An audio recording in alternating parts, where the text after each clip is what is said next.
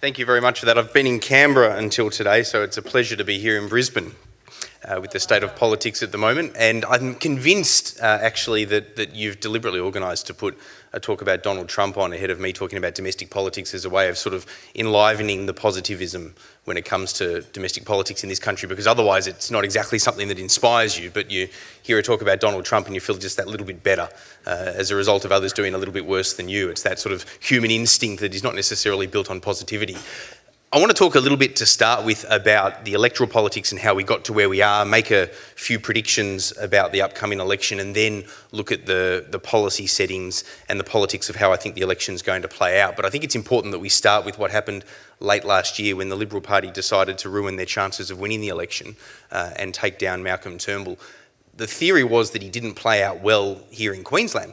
It was the Queensland Liberals, with some help from the Nationals in the sort of Frankenstein beast that is your LNP, that decided to really get this going, led by people along the way who were also very tight Turnbull allies at one point in time. Now, Malcolm Turnbull's personality made it easy to turn against him at one level. However, they were travelling okay, other than the misread of those by-elections, which they were never going to win, but they didn't manage expectations on.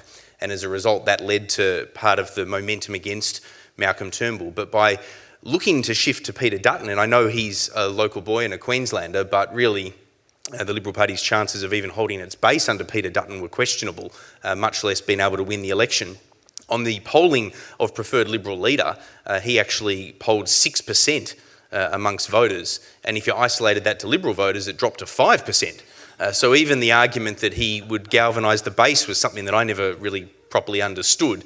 He'll struggle to hold his own seat, but that was going to be a problem for him anyway, which I suspect was one of the reasons why he decided to run, because he sort of thought, well, if I'm not going to hold on under either scenario, I might as well get a crack at being Prime Minister on the way through, and who knows.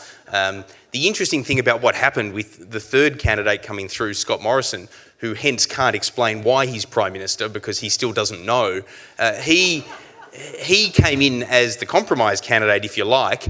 Julie Bishop couldn't get any support despite being the most popular option, not just because she's a woman, that probably would have ruled her out in the Liberal Party to start with, but on top of that, she was seen as a factional problem for the Liberal Party for one simple reason, which was that they were trying to ensure that Peter Dutton didn't get the job when it came to moderates and some people on the right within the party as well. So this takes me to a broader point, which is that the government, unsurprisingly, is very divided. And I haven't even talked about the nature of the relationship with its coalition partner, the Nationals, yet, which is also problematic, not least because nobody knows who their leader is now. But the divisions within the right of politics are going to be, I think, a defining element when considering the electoral politics and how the election is likely to play out, because you've got a Liberal National team that are trying to, at one level, take on Labor and do so from a profound position of disadvantage, which is that they are a minority government. They actually have to win seats to effectively retain government, or at least to re-attain their majority that they had under Malcolm Turnbull's leadership, their small majority. So they have to go searching for seats, and you can see it when you see where the leader visits, or indeed where they do major announcements, that they're not really doing that. They are visiting Herbert, but that's also for other reasons, obviously, up here in Queensland. But they are looking at seats that they hold with most of their major visits, which suggests to you that, whilst they won't admit it, the primary motivation here is to try to not lose too badly, rather than to try to actually win the election. They're trying to ensure that they don't have a wilderness period that reflects what happened in 1983 when Bob Hawke won with a large majority, and instead lose the way that John Howard did in 2007. Yes, he lost with a big two-party defeat, but they managed to sandbag seats and only give Kevin Rudd an 8-seat majority, and that became an important feature in the aftermath. So when talking about the outlook for 2019, how Bill Shorten wins, assuming that he does, is probably the most important element in looking at where the government goes next, as in a new Labor government, assuming that they do win. Because if he wins like Kevin Rudd, he will face all manner of problems, and the instability, I would argue, will continue. If, however, he manages to win bigger, like Bob Hawke did, and I'm certainly not suggesting that Bill Shorten is Bob Hawke, but if he does win like Bob Hawke, then he has a greater capacity not only to fulfil his agenda, but to have a greater level of stability within his team, which then, if you like, also has a flow-on effect to how unstable the Liberals might be as they start to pick over the entrails of what went wrong when they're on the opposition benches, because Liberals fight at the best of times, and these are the worst of times for them at the moment in terms of where they sit with those ideological disagreements. So looking at the electoral politics, the challenge for the Liberal Party in a seat-by-seat contest is that on the one hand, they're taking on Labor in key marginal seats around the country, and also in some safe seats, potentially, depending on how big the swing is. But they're also under fire internally from independents who are sort of, if you like, moderate right-of-centre independents in some of their own safe seats. Tony Abbott, for example, is going to have to spend much of the campaign in Warringah fighting to save his seat. That's not something that Liberals mind, by the way, that he'll be isolated to his own electorate. But it is a problem for them that when they have these sort of contests, like trying to regain Wentworth against Kerryn Phelps, there's the ideological disagreements with where they position themselves as a party, but then there's also just the raw reality that they have to spend money on those seats, that they have to put human capital into it from a campaigning perspective, rather than these safe seats doing what they normally do and helping fund the fight in marginal electorates. They're fighting wars on two fronts, politically speaking, and that is a real issue for them. Then when you get to the policy settings for the coalition, or for the Liberal Party in particular, you then have the issue around where they position themselves. So this week we've seen an enormous debate on the issue of asylum seekers, with Scott Morrison looking for his Tampa 2.0, and this might play out well in some areas, perhaps in sections of Queensland, certainly in parts of Western Sydney, but it is a problem, actually, I would argue, for the likes of Tony Abbott, who ironically is one of the big supporters of this, in some of those seats like a Warringah. It makes it easier, not harder, for Kerryn Phelps to hold on to Wentworth.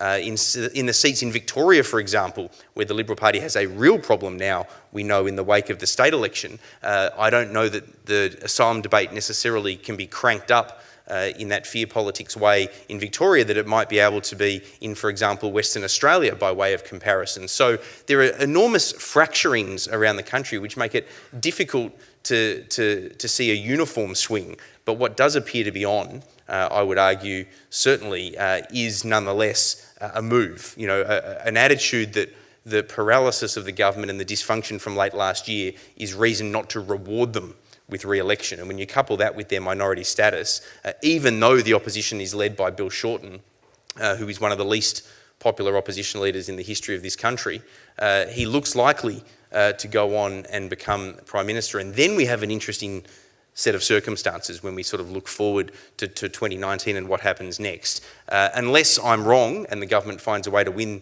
the May election, and I think it will be in May at some point in time, then unless I'm wrong about that, then we have to sort of analyse, if you like, where Labor goes under a Bill Shorten Prime Ministership in a policy sense. Just two quick caveats before I get to that. The first one is, in this asylum seeker debate, you've got to love the irony that Peter Dutton is incredibly outraged by the Labor bill that went through with the support of the crossbench and was of itself an embarrassment for the government. Yet the only reason that happened, let's not forget, is because this government's a minority government, because Peter Dutton challenged Malcolm Turnbull, and then Malcolm Turnbull left the parliament and they lost the seat, and then Julia Banks decided as a Turnbull ally to also walk away to the crossbench. So the man charged with responsibility for our borders, who's most upset at this bill having gone through, is singularly responsible for the numbers being where they are, such that it did go through. So there's that to consider. The other thing to think about is, I've made my prediction that Labor will win the election, notwithstanding the momentum currently being a little bit more with the government, including on the economic settings, which I'll get to in a policy sense in a moment. But I just put a caveat out there, which was that I boldly predicted that Kevin Rudd would serve multiple terms as Prime Minister. I boldly predicted that Julia Gillard, having taken over from Kevin Rudd, would win a comfortable majority against Tony Abbott. And I boldly predicted that Tony Abbott, once elected Prime Minister, would certainly serve for at least 2 terms, because the Liberal Party would never do to themselves what the Labor Party did. And I then predicted that Malcolm Turnbull taking over, there's little chance of a comeback for Tony Abbott. I'm still right on that, just. But I ask you to take everything I say with a grain of salt, would be the way that I would put it.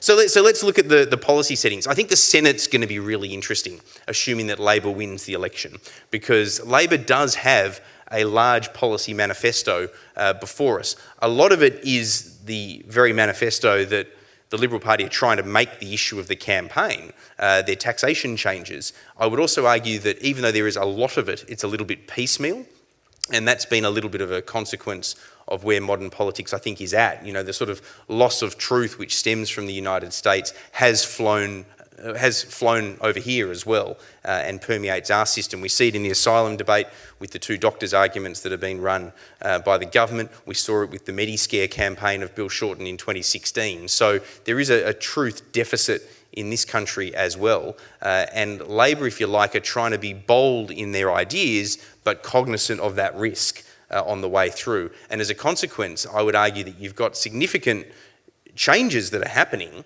around capital gains tax if they win, around dividend imputation, and obviously negative gearing as well. But they're not bringing that into the other half of tax reform, if you like. So they're doing the taking, but then they're not doing the tax adjustments that would necessarily go with it. They're trying to keep that for their budget bottom line. And I wonder whether that will change in government. I think that there's the potential for them to do the genuine tax summit approach if they get into government. But the Senate will be an interesting spot to start this debate, because Labor, if they win, will have a mandate of sorts, but then the Senate will obviously have its own mandate, as it always does, and we'll end up in a scenario where we probably have to wait for a second Labor term, assuming they get one, to really know how much of this agenda gets implemented, because the Senate that will go up will see a lot of the crossbench go up and then get taken out by both major parties, just because the last election was a double dissolution election. So the complexion of the Senate will be an important guide to how much Labor can achieve, and assuming that the coalition does lose, in opposition, they're hardly likely to break the trend that we've seen for years now through electoral cycles of obstruction in the Senate by the opposite side of politics. So we need to really take a bit of a wait and see approach to how that Senate looks, to how much of the Labor agenda gets implemented. There's also the chance, obviously, between now and the election, that some of these policies, that there's a little bit of a wobble from the Labor Party, particularly with things having started to already heat up. You can see that the government is going after the Labor Party on the economic front. That's obviously one of their strengths. Now that they've got a second pillar to their attacks in that border protection space, if the polls do tighten, there is a chance that we see policy wobble from Bill Shorten in the lead up to the election. Now, I don't think it would be the kind of wobble that we saw from John Hewson that then led to him losing the so-called unlosable election. But I do think that comes back to my earlier point, which is that it can affect that majority, and that will then affect how much of what was taken to the election ultimately gets implemented.